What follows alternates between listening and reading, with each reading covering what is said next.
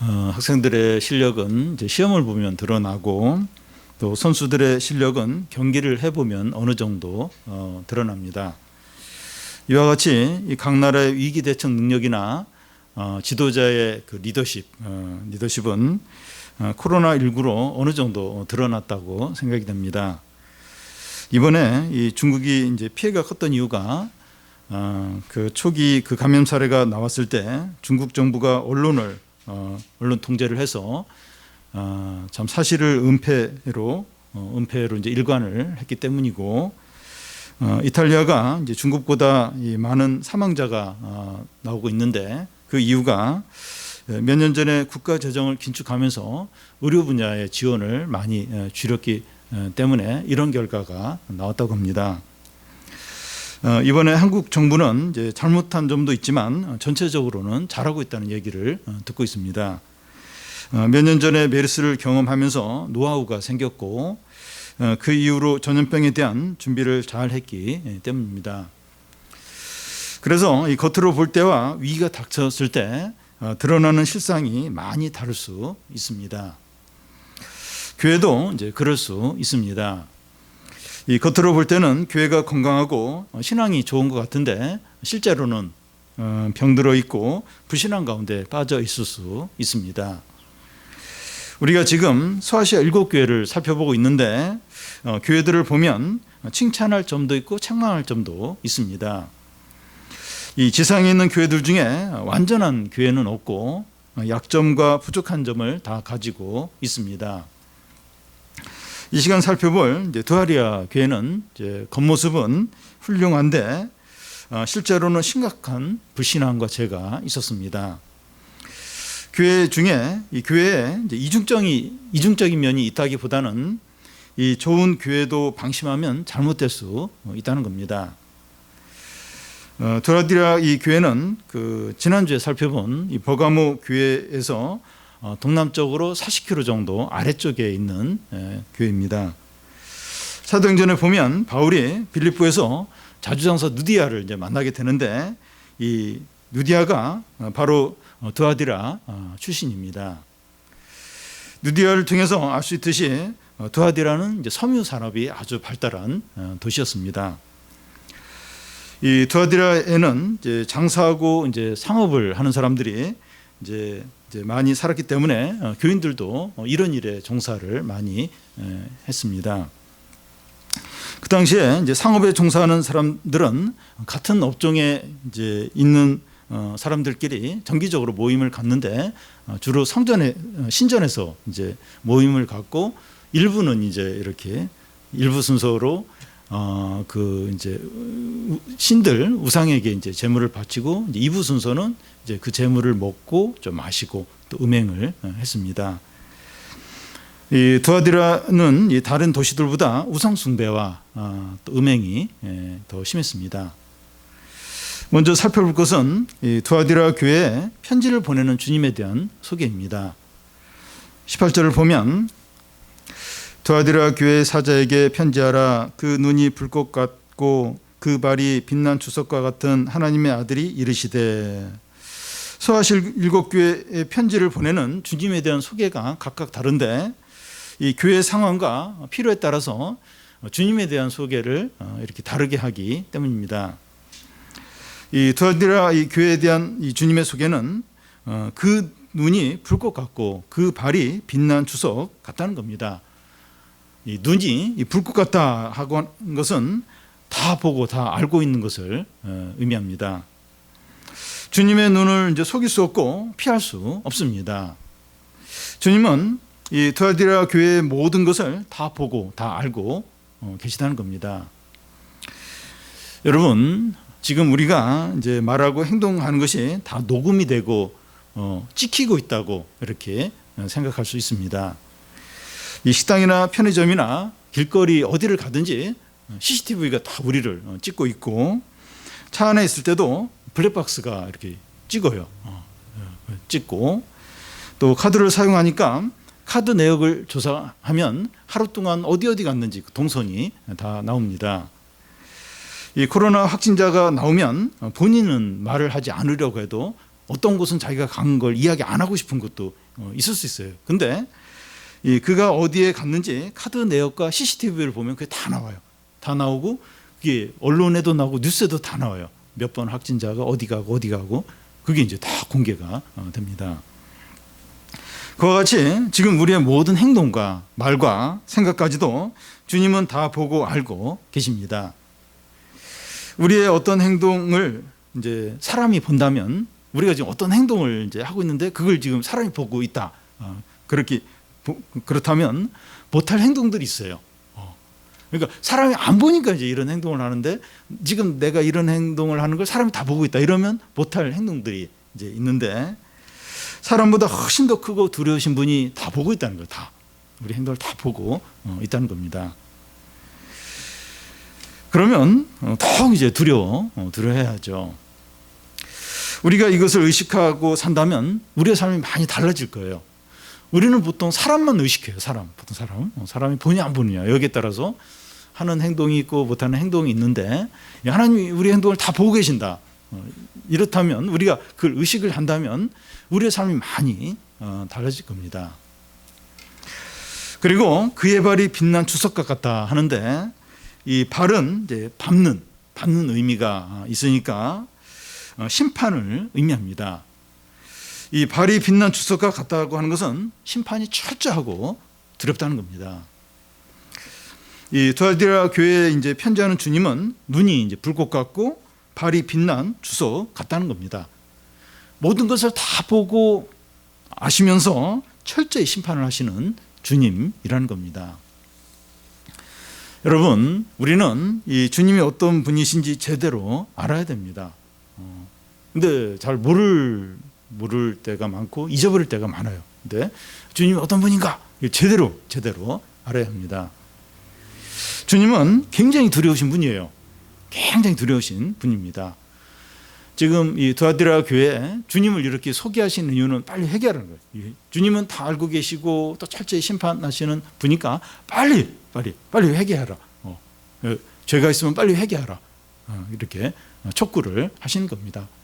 오늘 우리들에게도 주님은 이런 분이라는 거예요. 이런 분. 그래서 빨리 회개할 거 회개하고 죄를 이제 멀리 해야 한다는 겁니다. 근데 주님은 이 두아디라 교회의 장점을 먼저 이제 이렇게 말씀하시면서 칭찬합니다. 19절을 보면 내가 내 사업과 사랑과 믿음과 섬김과 인내를 아노니 내 나중 행위가 처음 것보다 많도다. 이 두아디라 이 교회는 주님을 위해서 많은 일을 했습니다. 이 교회는 어린 교회가 아니에요. 많은 사역을 하는 이제 아주 성숙한 교회입니다. 그들에게는 사랑이 넘치고 교회 이제 교제를 할 때마다 참 이렇게 풍성한 거예요. 사랑이 넘치는 교회입니다. 또한 그들은 믿음이 좋아서 성숙한 믿음을 가졌습니다. 그리고 그들의 사랑과 믿음은 다른 사람에 대한 섬김으로 나타났습니다. 어려움을 당한 교인이 있거나 교회에 이제 무슨 일이 있으면 모든 교인들이 적극적으로 나서서 막 섬기는 거예요. 참 이게 장점이 많은 그런 교회입니다. 그리고 이 두아디라 성도들은 고난과 핍박 가운데서도 잘 인내를 하였습니다. 교인들이 웬만한 어려움으로는 낙심하지 않아요. 또 인내하면서 이겨내는 겁니다. 어떤 나무인가 하는 것은 그 열매로 안다고 할 수 있습니다. 우리의 신앙이 어떠한가 하는 것은 이제 우리의 삶으로 이제 드러나게 됩니다. 우리의 신앙은 사랑과 믿음과 섬김과 인내로 나타나야 됩니다. 그래서 우리 믿음이 얼마나 좋은가, 내 신앙이 어떠한가, 삶을 통해서 나타나야 돼요. 이 두아디라 교회 성도들처럼 사랑으로, 섬김으로, 믿음으로, 인내로 나타나야 됩니다. 우리 믿음이 이제 그렇게 나타나야 되는 거죠. 우리 믿음이 사랑으로, 섬김으로, 또 인내로 이런 믿음으로 이제 나타나야 됩니다. 그리고 이 두아디라 교회가 이제 칭찬받을 만한 또 한 가지는 그 19절 끝에 보면 내 나중 행위가 처음 것보다 많다는 겁니다. 용두삼이라는 말인데 처음엔 대단해요. 근데 시간 지날수록 점점 작아지는데 사람들이 하는 게 대부분 그래요. 처음에는 이렇게 굉장히 이제 이렇게 대단해 보이는데 시간이 지나면서 그냥 아무것도 아닌 것으로 이렇게 그런 경우가 많습니다. 신앙도 그러기가 쉬워요. 처음에는 참 뜨거웠는데 시간이 지나면서 냉랭해지고 형식적으로 되기가 쉽습니다. 그런데 이 두아디라 교인들은 시간이 지나면 지날수록 성령의 열매가 더 많이 맺히는 겁니다. 더 사랑이 많아지고 더 믿음이 좋아지고 더 섬김이 풍성하고 더 인내를 많이 하는 겁니다. 그들의 신앙은 살아있는 신앙이라고 할 수가 있어요. 참 이 두아디라 교회의 성도들에 대해서 쭉 이야기하는데 참 대단합니다. 어떻게 신앙이 이럴 수 있을까 싶을 정도로 참 살아있는 믿음을 갖고 있습니다. 여러분, 이 생명이 있는 존재는 뭐 식물이든지 뭐 동물이든지 뭐 물고기든지 강아지든지 시간이 지나면 지나서도 점점 이렇게 자랍니다. 점점 성장을 하게 됩니다. 그와 같이 우리의 신앙이 살아있다면 우리는 6개월이나 1년 전보다 우리의 믿음이 더 성숙하고 자라 있어야 합니다. 신앙에서 그 현상 유지라는 건 없습니다. 보통 요즘 공부를 잘해 이러면 그냥 현상 유지하고 있어요. 또 가게가 요즘 잘 되시나 이러면 그냥 현상 유지하고 있어요. 이제 이거 가게나 다른 건 현상 유지가 가능할 수 있을지 모르는데 신앙생활은 현상 유지라는 게 없습니다. 이 현상 유지를 하고 있다는 건 퇴보하는 거예요. 또 병들어 가고 있는 것이고 죽어가는 것이라고 할 수가 있습니다. 냉랭하고 형식적으로 이제 가고 있는 거죠. 처음에는 이제 잘 못했더라도 시간이 지나면서 점점 나아지는 것이 중요합니다. 학교 성적도 작년보다 조금 올랐다. 그게 중요해요. 얼마나 이게 잘하느냐 이것보다도 이제 성적이 작년보다 올랐다, 조금 올랐다. 그게 이제 중요하고 건강도 전보다 조금 나아지고 있다. 이러면 좋은 겁니다. 확 이제 완전히 완치되지는 않다 할지라도 이렇게 점점 조금씩 좀 좋아지고 있다. 점점 좋아지고 있다. 이게 이제 중요합니다. 에베소 교회는 첫사랑을 잃어버렸다고 이제 책망을 받았는데 이 두아디라 이 교회는 처음보다 나중이 더 많아졌다고 이렇게 나중에 사랑이 더 많아졌다고 칭찬을 받고 있습니다. 제 자신을 돌아볼 때 전보다 열정이나 경건이나 믿음이 좀 약해진 것 같아요. 10년 전 비교해 볼 때 약해진 것 같아요. 우리 자신을 한번 돌아보는 게 좀 필요합니다. 내가 좀 10년 전, 5년 전보다 이런 열정이나 이런 믿음이나 사랑이 어떠한가 돌아봐야 됩니다. 여러분, 우리 신앙은 점점 더 자라고 풍성해지고 뜨거워져야 됩니다. 조금이라도 좀 더 뜨거워지고 더 풍성해져야 됩니다. 그렇지 못하다면 우리 신앙을 진지하게 돌아보고 아주 회복이 되도록 구하고 또 몸부림을 쳐야 됩니다. 그래서 이게 생명이 있다면 자라야 돼요. 자라야 됩니다.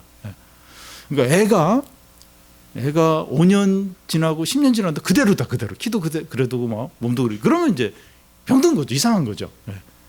우리 신앙이 생명이 있다. 우리 신앙이 살아 있다면 이제 점점 자라야 됩니다. 뜨거워지고 더 풍성해지고 조금씩이라도 성장을 해야 됩니다.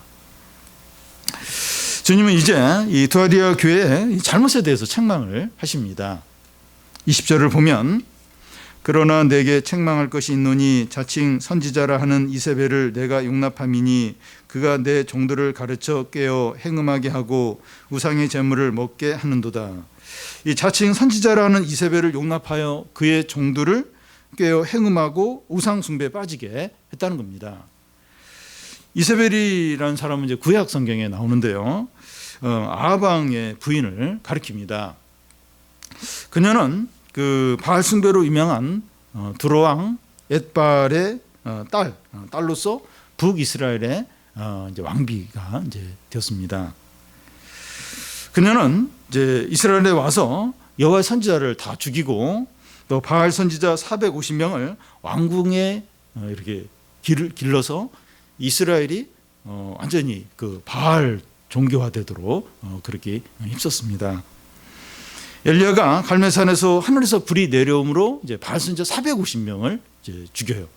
죽이는데도 이 바알 신앙이 북이스라엘에서 없어지지 않았습니다. 이 엘리야 이후로 엘리사도 이스라엘 안에서 이 바알 종교를 없애려고 그렇게 애를 썼는데 그 백성들이 바알을 안 버려요. 계속 이제 바알을 섬기고 결국 이제 아수르에 멸망하게 됩니다. 이세벨의 악한 영향으로 북이스라엘이 멸망했다고 볼 수 있습니다. 이 두아리아 교회에도 이 구약에 이세벨 같은 여자가 있었습니다. 그는 자칭 선지자로 가면서 교인들을 가르쳤습니다. 이 여자가 어떤 여자인지 정확하게는 알 수 없지만 아마 그 이방 신자 안에서 섬기던 여사제였는데 개종을 하고 교회 안으로 들어온 것으로 보입니다. 그는 미모이고 또 말을 잘하고 또 성경에 대해서도 박식했던 것 같습니다. 그의 가르침을 받은 여러 교인들이 우상숭배와 음행에 빠졌습니다. 이세벨의 가르침이 어떠했을까요? 이세벨이 뭘 이제 가르쳤을까요? 뭘 가르쳤길래 처음 이 두아디라 교회는 좋은 교회예요. 교인들도 참 살아있는 믿음을 가졌는데 뭘 어떻게 가르쳤길래 이 사람들이 이런 이 교회 성도들이 이렇게 막 우상숭배에 빠지고 음행에 이렇게 빠지게 됐을까요? 드러내놓고 우상숭배와 음행을 하라고 가르치지는 않았을 겁니다. 복음을 가르치는데 오염된 복음을 가르친 겁니다. 우상은 신도 아니고 아무것도 아니니까 신전에 가서 우상의 제물을 먹어도 상관없다. 오히려 신전에 가는 것을 두려워하고 우상의 제물을 먹지 않으려고 하는 것은 우상을 이제 인정하는 것이고 두려워하는 거다. 이렇게 이제 가르친 겁니다. 그러면서 이 사람의 영혼은 깨끗하고 육체는 더럽기 때문에 육체를 아무렇게나 사용해도 구원을 받는다는 그 당시 유행했던 이혼론을 가르친 겁니다. 영혼은 깨끗하고 육체는 더럽다. 근데 그렇기 때문에 이제 뭐 몸은 아무리 그렇게 해도 영혼은 구원받으니까 괜찮다. 이제 이런 식으로 이제 가르친 겁니다. 율법을 더 이상 지키지 않아도 되고 죄를 지었다면 예수 이름으로 회개하면 되니까 죄 짓는 거 혼내지 마라 하는 겁니다. 너희들 그 믿음으로 구원을 받는 거 아니냐. 그러니까 율법을 더 이상 지킬 필요 없다는 거예요. 삶은 어떻게 살아도 상관이 없다는 거예요. 믿음으로 구원 받으니까 또 죄 짓고 나서 또 그 회개하면 된다고 이제 가르친 겁니다. 이런 가르침은 복음적으로 보여요. 다 잘못된 게 아니에요. 복음적인 요소가 거기에 들어가 있고 또 참 자유로워 보입니다. 율법을 안 지켜도 되다. 이렇게 자유로워 보이고 또 매력적으로 보입니다. 그래서 이 두아리아의 여러 교인들이 이세벨의 가르침을 따라서 이방 신전에 갔고 재물을 먹고 또 술도 마시고 음행도 했습니다. 이 신앙생활을 다루던 교인들이 어떻게 이럴 수 있습니까? 이 두아리아 교회 참 괜찮은 교회인데 사람들 참 믿음, 살아있는 믿음을 가지고 있는데 어떻게 이 교회 교인들이 이럴 수가 있습니까? 어떻게 이렇게 할 수가 있습니까? 우상숭배와 음행은 사람의 마음 안에서 나옵니다. 사람의 마음이 원하고 추구하는 것이 우상숭배이고 음행이에요. 여러분, 음행이 참 이렇게 음행을 사람들이 좋아해요. 마음 안에 음행을 하고 싶은 마음들이 다 있습니다. 그러니까 교회를 다녀도 그런 마음이 있어요. 예수를 믿어도 그런 마음들이 사람 안에 다 있습니다. 유튜브에 보면 뭐 여러 가지 영상들이 엄청나게 많은 영상들이 올라와 있는데 선정적인 영상물을 조회수를 보면 엄청나게 많아요. 엄청나게. 사람들 이런 거 안 볼 것 같은데 엄청나게 사람들이 좋아한다는 거예요. 그러니까 이 음행 이런 게 사람 마음 안에 다 있어요. 그걸 이렇게 좋아해요. 좋아하고 그걸 이렇게 적극적으로 추구를 합니다. 교회를 다녀도 그렇다는 거예요. 예수님 믿는다고 해도 사람 안에 그 음행을 좋아하는 그런 본성이 있습니다. 우상은 곧 사람 안에 있는 욕심의 표현입니다. 우상이 뭐냐? 사람 안에 있는 욕심의 표현이 바로 우상이죠. 바울은 우상숭배는 곧 탐심이라고 말했습니다. 그래서 사람이 하나님을 경외하는 것보다 우상숭배하는 게 더 자연스러워요. 그게 더 쉽습니다. 왜냐하면 사람 안에 있는 본성과 잘 맞기 때문입니다. 그러니까 우리 본성이 하나님보다도 우상을 섬기는 게 더 맞아요. 더 잘, 그게 이제 더 이렇게 자연스럽습니다.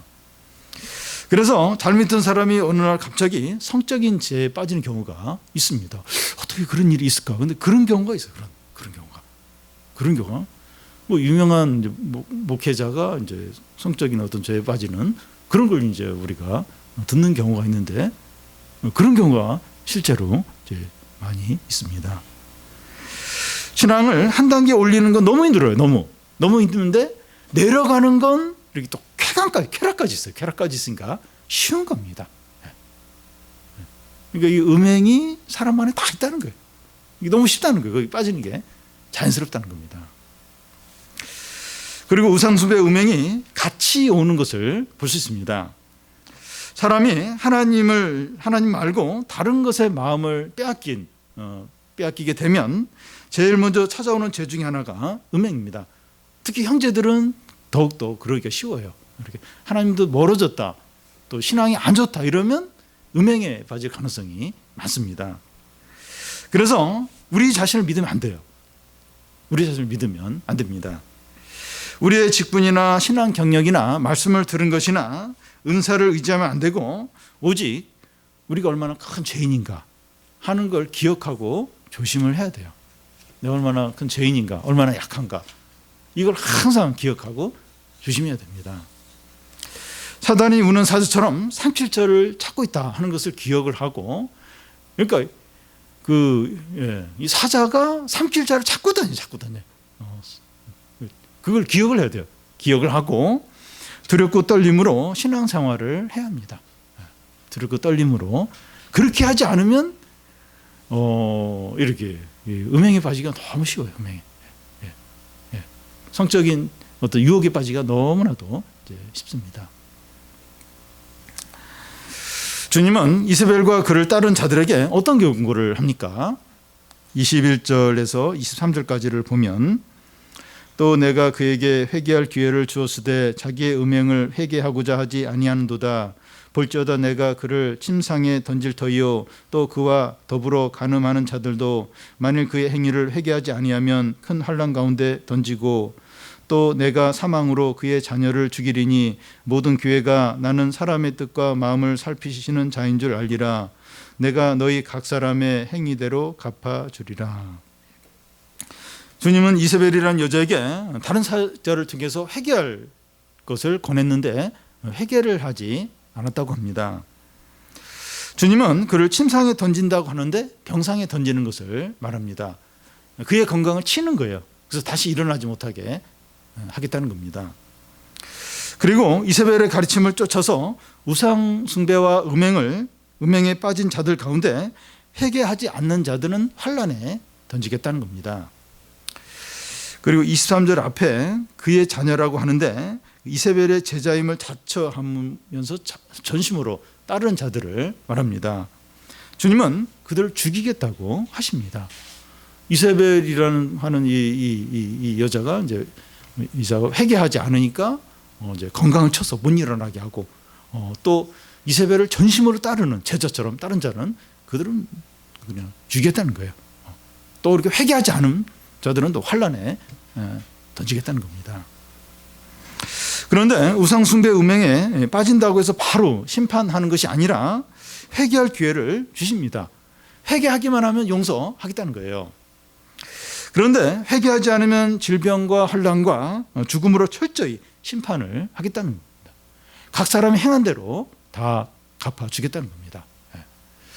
그러니까 참 하나님이 이렇게 보면 이렇게 죄를 짓는다고 해서 바로 이렇게 심판을 하지 않아요. 이게 기회를 줍니다. 이렇게 기회를 줘요. 회개하도록 기회를 줘요. 회개하면 용서하세요. 근데 회개하지 않으면 그 행한 대로 다 갚아 주겠다는 거예요. 진노를 하겠다는 겁니다. 하나님은 모든 시대에 걸쳐서 우상숭배와 음행에 대해서 철저히 심판을 했습니다. 창세기에는 이제 롯의 집에 방문한 천사를 이끌어내어서 성폭행하려고 했던 소돔과 고모라 사람들을 하늘에서 불과 유황을 내려서 심판을 하셨고, 또 시내산 아래서 금송아지를 만들어서 섬겼던 백성들 중에서 하루 동안에 3,000명의 목숨을 뺏어 가셨고, 이 발람의 교훈에 따라서 모압 여인의 유혹을 받은 이스라엘 백성들은 하루에 24,000명을 전염병으로 치셨고, 또 솔로몬이 이방 공주를 아내로 맞이해서 우상 숭배에 빠졌을 때 10지파를 빼앗으셨고, 또 이스라엘 역사 가운데 우상 숭배와 우명에 빠질 때마다 다른 나라의 공격을 받고 또 포로에 잡혀가고 결국 망하게 하셨습니다. 여러분, 하나님은 이 불꽃 눈으로 사람들의 마음과 뜻을 감찰하시고 그 행위에 따라서 빛난 주석 같은 발로 심판하십니다. 근데 하나님은 먼저 회개하라고 말씀하세요. 심판하기 전에 먼저 회개하도록 기회를 주십니다. 계속 말씀을 통해서 계속 권면하고 또 양심을 이렇게 찔러서 회개하도록 계속 시간과 기회를 주십니다. 그러나 회개하지 않으면 주석 같은 발로 철저하게 심판을 하신다는 겁니다. 좀 우리가 이런 말씀을 들으면서 좀 두려워하기를 바랍니다. 이런 말씀을 들으면서도 그냥 이렇게 안 두려워하기가 쉬워요. 그냥 이렇게 한기로 흘러 버릴 수가 있습니다. 그러면 이 말씀대로 심판을 하신다는 거예요. 그래서 여러 번 기회를 주는데도 계속해서 회개하지 않으면 이 주석 같은 발로 밟아버리겠다는, 환란에 던지고 병으로 쳐서 못 일어나게 하고 죽음에 이르게 하겠다는 겁니다.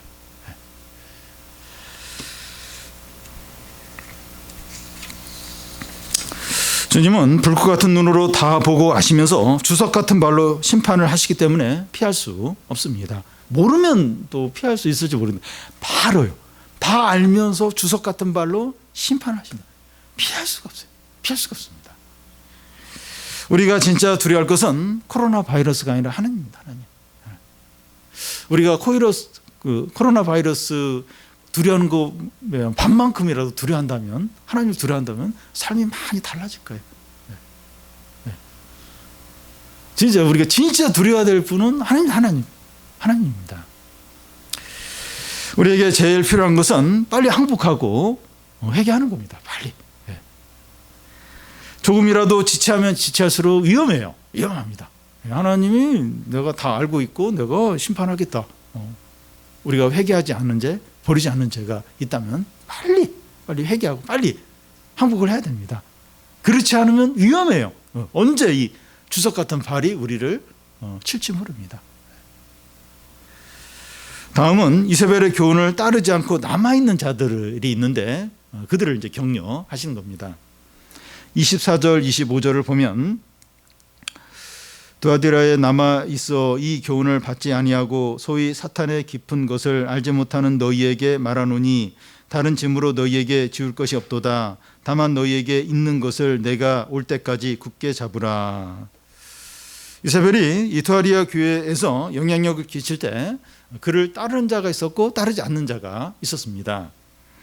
그를 따르지 않는 자들은 그 이세벨을 따르는 자들로부터 꽉 막혔고 금욕주의자들이고 율법주의자들이라는 조롱을 이제 받을 겁니다. 그들 자신도 우리가 뭐 잘못 믿고 있나, 우리가 너무 융통성이 없나, 이런 어떤 의심을 품었을 겁니다. 그렇지만 그들은 흔들리지 않고 말씀대로 신앙을 지켰습니다. 많은 사람들이 막 이세벨의 교훈을 따라서 막 이렇게 음행하고 세상을 쫓아갈 때 끝까지 말씀으로 자신의 신앙을 지켰습니다. 진정한 평가는 사람들에게 있는 것이 아니라 하나님과 그의 말씀에 있습니다. 주님은 그들에게 무엇이라고 말합니까? 그들에 대해서 다른 짐을 지울 것이 없다고 말합니다. 지금까지 너희들이 잘하고 있고 지금 하는 것처럼 하면 충분하다고 하십니다. 여러분, 이것보다 더 좋은 칭찬과 격려는 없을 겁니다. 잘하고 있어. 지금까지 하는 것처럼 그냥 그대로 하면 돼. 최고야. 이것보다 더 좋은 칭찬과 격려가 없죠. 다만 너희에게 있는 것을 내가 올 때까지 굳게 잡으라는 겁니다. 여기서 너희에게 있는 것이라고 하는 것은 복음이라고 할 수도 있고 순수한 신앙이라고도 할 수 있고 앞에서 나온 그 믿음과 사랑과 섬김과 인내를 말한다고도 할 수 있습니다. 그것을 끝까지, 내가 올 때까지 끝까지 그 신앙, 그 순수한 신앙, 그 인내, 그 사랑, 성기 끝까지 잘 지키라는 겁니다. 요즘 한국 교회가 이제 세상 사람들로부터 비난받는 그 이유 중에 하나가 상식 이하로 행동하기 때문이 아닌가 생각이 됩니다. 참 그런 행동을 해서 이제 많은 이제 지탄을 이제 받고 있습니다.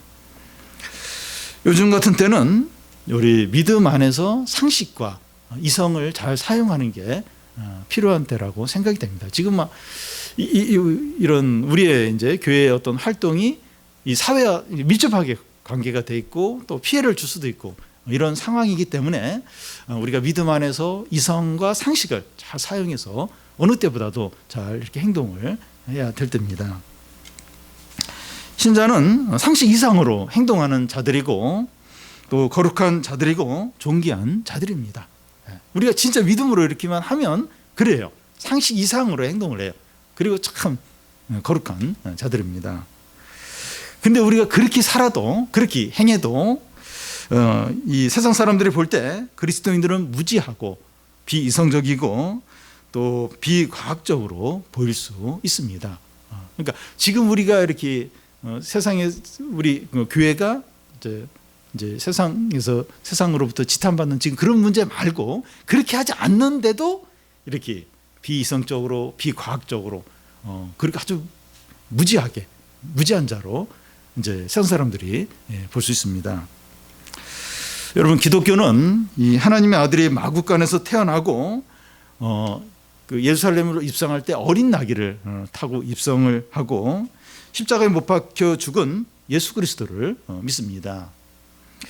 사람이 얼마나 철저한 죄인이고 우리에게 베푸신 하나님의 은혜와 사랑을 생각하면 세상이 중시하는 융통적인 거나 융통성 있는 거나 세련된 것이나 합리적인 이런 것에 매일 수 없습니다.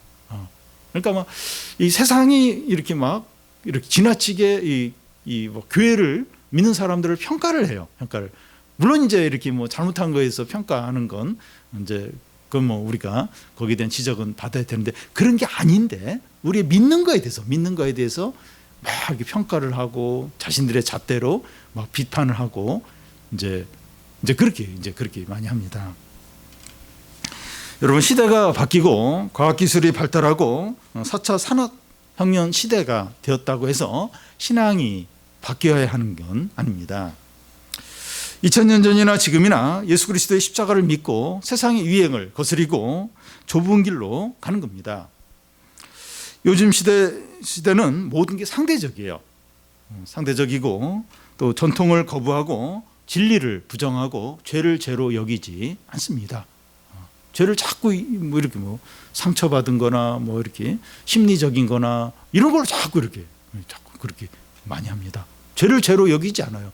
그리고 무조건 이제 어떤 전통, 그러니까 이렇게 오랫동안 지켜왔던 거나 이렇게 어떤 성경적으로 그동안 지켜왔던 이런 걸 다 남자 여자 구분하는 것도 부정하고 결혼도 부정하고 그러니까 동성애를 주장하는 사람들이 그렇게 합니다.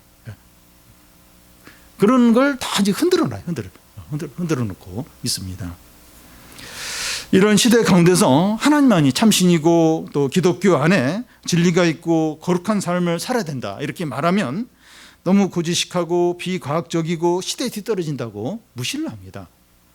아니, 이 AI 시대, 인공지능 시대, 4차 산업 시대에 아직도 성경을 믿는 사람이 있어? 그래서 왜? 아니, 아직도 그 성경을 믿냐고. 지금 어느 시대인데. 그래서 의아해 여깁니다. 근데 주님은 우리가 이렇게 하는 거, 이런 걸 믿고 또 이렇게 사는 것을 기뻐하십니다. 사람들이 우리에게 무엇이라고 말하느냐 하는 것이 중요한 것이 아니라 주님이 무엇이라고 말씀하시는가 하는 것이 중요합니다. 이런 자들에게 주님이 무엇을 약속을 하십니까? 26절을 보면 이기는 자와 끝까지 내 일을 지키는 그에게 만국을 다스리는 권세를 준다는 겁니다. 이 약속은 마지막 날 주님이 온 우주를 심판하실 때 우리도 함께 심판하게 된다는 겁니다. 그런데 마지막 날에만 해당되는 것이 아니라 지금 이 땅에서도 권세를 주신다는 겁니다. 지금 우리에게 하나님의 권위, 곧 그 영적인 권위를 주시겠다는 겁니다. 오늘 지금 우리에게 하나님의 권위, 영적인 권위를 지금 우리에게 주시겠다는 겁니다. 우리가 우리 자신을 볼 때 좁아요. 또 텁텁해 보이고 뒤떨어져 보이더라도 말씀에 헌신하고 제한된 삶을 사는 자들에게 이런 권세를 주시겠다는 겁니다. 이런 자들에게 하나님의 큰 능력과 영광과 부흥이 나타나게 됩니다.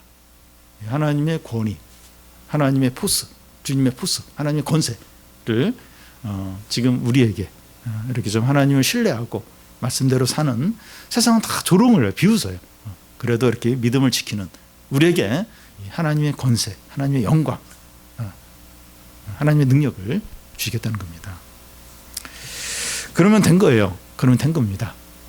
세상에서는 뭐 인정을 받지 못한다 할지라도 우리를 통해서 좀 사람이 살아나고 또 다른 사람들이 변화되고 구원을 받는다면 귀한 거죠. 그러면 이제 된 것입니다. 또 이런 자들에게 어떤 약속이 있습니까? 28절을 보면 내가 또 그에게 새벽별을 주리라 이제 하십니다. 이 새벽별은 가장 어두운 밤에 가장 밝게 빛나는 별입니다. 주인은 캄캄한 어둠이지만 새 날이 있다는 것을 보여줍니다. 여기서 이제 새벽별은 예수 그리스도를 가리킵니다. 끝까지 순수한 신앙을 지키고 말씀을 붙드는 자에게는 예수 그리스도가 언제나 함께 하시면서 소망이 된다는 겁니다. 그러니까 막 믿는 사람들 중에서도 막 이렇게 이세벨의 교훈에 따라서 막 음행을 하고 또 막 그렇게 비난을 받아요. 비난을 받고 또 왕따를 당하고 그럼에도 불구하고 이제 신앙을 지켜요. 순수한 신앙을 끝까지 지키고 인내하는 자에게 예수 그리스도가 언제나 함께 하시면서 소망과 기쁨이 되신다는 겁니다. 그래서 끝까지 믿음과 말씀을 붙들고 사는 자는 새벽별처럼 세상과 사람들 가운데서 빛나게 됩니다. 끝까지 이렇게 사람들이 흔들리고 또 믿는 사람들이 막 이렇게 세상을 쫓아가고 좀 그런다 할지라도 끝까지 믿음을 지키는, 끝까지 인내를 하는 거예요. 이런 자들에게 이 세상 사람들 가운데서 소망이 되게 하신다는 거예요. 새벽별이 되게 하시겠다는 겁니다. 그런 절망과 고통 가운데 있는 사람들에게 소망과 유익을 줍니다. 절망 가운데 있고 고통 가운데 있는 사람들에게 소망을 줘요. 지금 우리 사회에 이런 사람들이 얼마나 필요한지 모릅니다. 좀 우리 믿는 사람들이 교회가 이런 역할을 해야 된다고 생각이 돼요. 좀 이렇게 다들 힘들어할 때, 다들 절망 가운데 있을 때 소망을 주는, 힘을 주는 그런 존재가 돼야 됩니다. 우리가 이제 이런 존재가 돼야 되죠. 우리를 통해서 주위 사람들이 힘을 얻도록, 소망을 갖도록 그런 존재가 돼야 되죠. 그건 뭐 다른 외적인 걸 잘 갖춰야 되는 것이 아니라 우리가 끝까지 믿음을 지킵니다. 순수한 믿음을 끝까지 인내하면서 믿음을 가질 때 예수 그리스도가 우리와 함께 하면서 새벽별처럼 빛나는 거예요. 다 어두운데, 다 절망하고 있는데, 다 너무 막 두려워하고 있는데 힘을 주고 소망을 주는 거죠. 우리가 그런 자들로 살아야 되죠. 그런 사람들이 얼마나 필요한지 몰라요. 얼마나 필요한지 모릅니다. 다들 마스크 없어서 이럴 때 이렇게 조금 좀 나눠주는 거예요. 좀 여유가 있으면 조금 나눠주는 거예요. 미지한 사람들 신앙이 약간 나눠주는 거죠. 그러니까 좀 이렇게 힘을 주고 소망을 주는 그런 존재가 돼야 됩니다. 그리고 주님께서는 우상 숭배하고 음행하면서 끝까지 회개하지 않은 자들은 27절에 나오는 것처럼 철장으로 질그릇을 깨뜨리시듯이 다 부수겠다는 겁니다. 그러니까 참 이렇게 신앙생활을 하면서도 이렇게 막 어떤 자신의 욕심을 챙기고 막 이렇게 음행을 하고 이러면 굉장히 행복할 것 같아요. 신앙생활도 하고 또 이렇게 세상의 어떤 그런 행복도 쾌락도 추구하고 그러면서 회개하지 않는 끝까지 그런 생활을 이렇게 사는 사람들, 굉장히 어떻게 보면 뭐 이렇게 굉장히 이렇게 이렇게 행복하게 사는 것 같은데 그렇게 끝까지 회개하지 않는 자는 철장으로 다 부숴버리겠다는 거다. 철저한 진노와 심판을 받게 된다는 겁니다. 우리가 이걸 좀 기억을 해야 될 것 같아요. 우리도 이제 두아리아 교회 일부 성도들처럼 이렇게 신앙생활을 하면서 이렇게 세상 욕심들, 어떤 쾌락을 이렇게 몰래 이렇게 추구할 수도 있어요. 회개하지도 않고 계속. 그럼 어떻게 될까? 철장으로 산산이 부숴버리겠다. 철저한 진노와 심판이 있다는 겁니다. 그런데 회개하고 끝까지 믿음과 말씀으로 사는 자들은 28절에 나오는 것처럼 새벽별처럼 영원히 빛나게 하십니다. 참 영원히 빛나게 아름답게 존귀케 영광스럽게 끝까지 그렇게 하시겠다는 거예요. 남들 다 그러는데 왜 내가 이렇게 신앙을 지켜야 되고 유혹을 거절해야 되고 나만 왜 이렇게 지내야 되는가? 새벽별처럼 영원히 빛나게. 근데 그렇게 하지 않고 그냥 그때 따라서 쉽게 유혹에 빠지고 막 이렇게 죄 지으며 이렇게 살면 철장으로 항상 산산조각 무서운 심판을 받는 겁니다. 우리가 지금 어떻게 매 순간 우리가 좀 어떻게 살아야 되는가? 어떻게 살아야 되는가? 철장에 산산이 부서질 것인가? 아니면 새벽별처럼 영원히 빛나는 그런 삶을 살 것인가? 생각을 해야 됩니다. 여러분, 지금 세상에서 인정받고 행복하고 많은 것을 누린 사람이 절대로 견고하거나 영원하지 않습니다. 지금 여기서 잘 누리고 많은 걸 이렇게 소유하고 즐기면서 이게 견고하지가 않아요. 영원한 삶이 절대 아닙니다. 질그릇들이 철장에 부서지듯이 다 부서질 때가 옵니다. 모래 위에 지은 집처럼 한순간은 무너지고 사라지게 됩니다. 박쥐에 나온 바이러스 하나 때문에 우리 사회와 온 세계가 지금 정지되어 가고 있는 걸 보고 있지 않습니까? 바이러스가 뭔데, 바이러스가. 이 하나가 나오니까 막 온 세상의 모든 게 올 수도 되고 있어요. 경제가 지금 난리. 주가가 다 떨어지고, 지금 자동차 공장도 다 문을 닫고, 우리가 이걸 보고 있잖아요. 이 세상에 대단해 보이고, 막 사람들이 추구하는 게 이게 얼마나 약하고, 얼마나 쉽게 무너지고, 이게 아무것도 아닌 것이 될 수 있는가.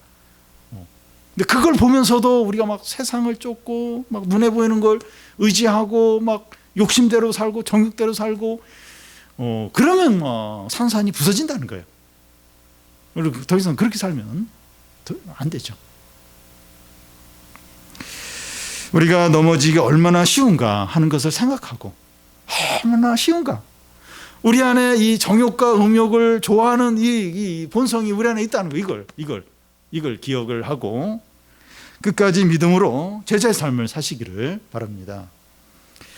코로나19로 모든 사람이 두려워하고 떠는 상황에서 이 하나님의 권세를 소유하고 새벽별처럼 영원히 빛나서 사람들에게 소망과 힘을 주는 그런 성도들이 다 되시기를 바랍니다.